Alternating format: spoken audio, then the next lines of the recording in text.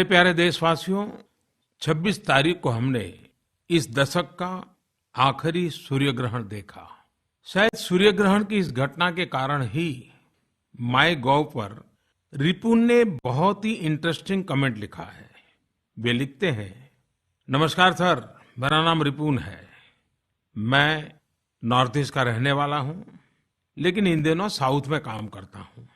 एक बात मैं आपसे शेयर करना चाहता हूं।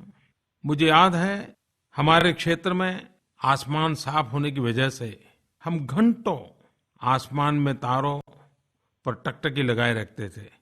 स्टार गेजिंग मुझे बहुत अच्छा लगता था।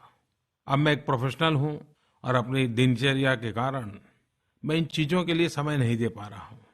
क्या आप इस विषय पर कुछ बात कर सकते हैं क्या? विशेष रूप से एस्ट्रोनॉमी को युवाओं के बीच में कैसे पॉपुलर किया जा सकता है?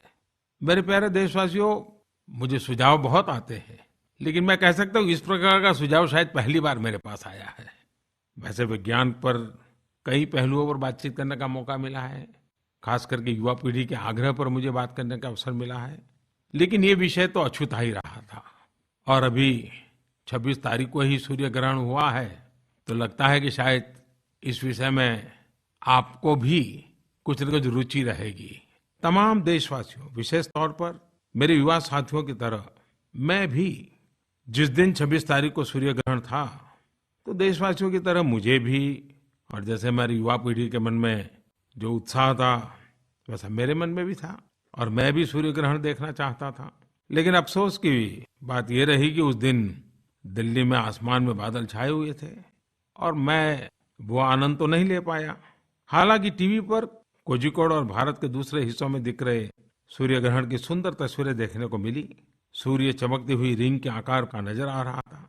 और उस दिन मुझे कुछ इस विषय के जो एक्सपर्ट्स हैं उनसे संवाद करने का अवसर भी मिला, और वो बता रहे थे कि ऐसा इसलिए होता है क्योंकि चंद्रमा पृथ्वी से काफी दूर होता है और इसलिए इसका आकार पूरी तरह से सूर्य को ढक नहीं पाता। इस तरह से एक रिंग का आकार बन जाता है। यह सूर्य ग्रहण एक एन्युलर सोलर इक्लिप्स, जिसे वलय ग्रहण या कुंडल ग्रहण भी कहते हैं। ग्रहण हमें इस बात की याद दिलाते हैं कि हम पृथ्वी पर रहकर अंतरिक्ष में घूम रहे हैं। अंतरिक्ष में सूर्य, चंद्रमा एवं अन्य ग्रहों जैसे और खगोलीय पिंड घूमते रहते हैं। चंद्रमा की छाया से ही हमें ग्रहण के अलग अलग रूप देखने को मिलते हैं।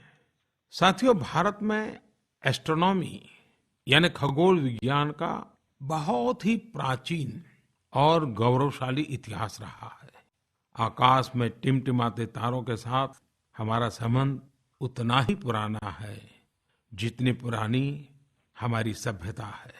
आप में से बहुत लोगों को पता होगा कि भारत के अलग अलग स्थानों में बहुत ही भव्य जंतर मंतर है, देखने योग्य है। और इस जंतर मंतर का एस्ट्रोनॉमी से गहरा संबंध है। महान आर्यभट्ट की विलक्षण प्रतिभा के बारे में कौन नहीं जानता। अपनी कालक्रिया में उन्होंने सूर्य ग्रहण के साथ साथ चंद्र ग्रहण की भी विस्तार से व्याख्या की है, वो भी फिलोसॉफिकल और मैथमेटिकल दोनों ही एंगल से की है।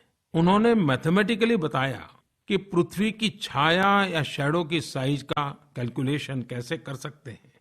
उन्होंने ग्रहण के ड्यूरेशन और एक्सटेंट को कैलकुलेट करने की भी सटीक जानकारियां दी।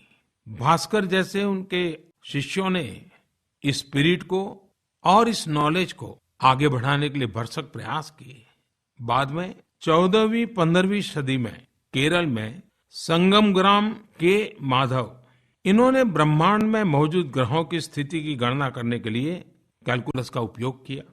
रात में दिखने वाला आसमान सिर्फ जिज्ञासा का ही विषय नहीं था, बल्कि गणित की दृष्टि से सोचने वालों और वैज्ञानिकों के लिए एक महत्वपूर्ण सोर्स था।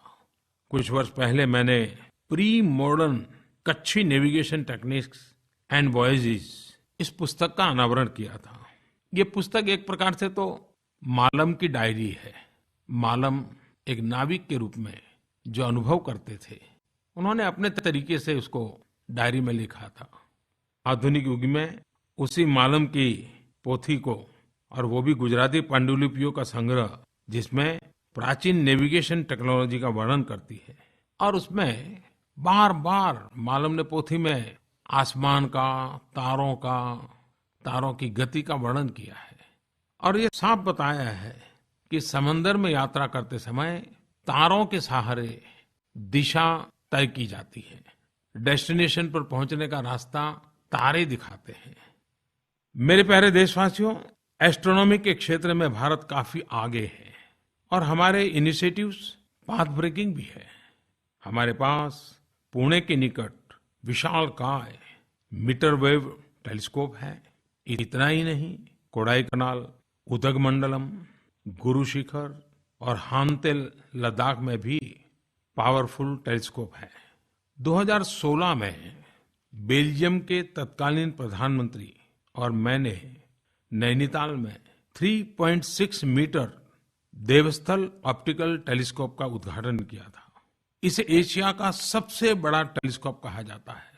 इसरो के पास एस्ट्रोसैट नाम का एक एस्ट्रोनॉमिकल सैटेलाइट है। सूर्य के बारे में रिसर्च करने के लिए इसरो आदित्य के नाम से एक दूसरा सैटेलाइट भी लॉन्च करने वाला है। खगोल विज्ञान को लेकर चाहे हमारा प्राचीन ज्ञान हो या आधुनिक उपलब्धियां, हमें इन्हें अवश्य समझना चाहिए और उन पर गर्व करना चाहिए। आज हमारे युवा वैज्ञानिकों में न केवल अपने वैज्ञानिक इतिहास को जानने की ललक दिखाई पड़ती है, बल्कि वे एस्ट्रोनॉमी के भविष्य को लेकर भी एक दृढ़ इच्छा शक्ति रखते हैं। हमारे देश के प्लेनेटोरियम नाइट स्काई को समझने के साथ स्टार गेजिंग को शौक के रूप में विकसित करने के लिए भी मोटिवेट करते हैं। कई लोग एमेच्योर टेलीस्कोप्स को छतों या बालकनीज में लगाते हैं। स्टार गेजिंग से रूरल कैंप्स और रूरल पिकनिक को भी बढ़ावा मिल सकता है और कई ऐसे स्कूल कॉलेजेस हैं जो एस्ट्रोनॉमी के क्लब भी गठन करते हैं और उस प्रयोग को आगे भी बढ़ाना चाहिए।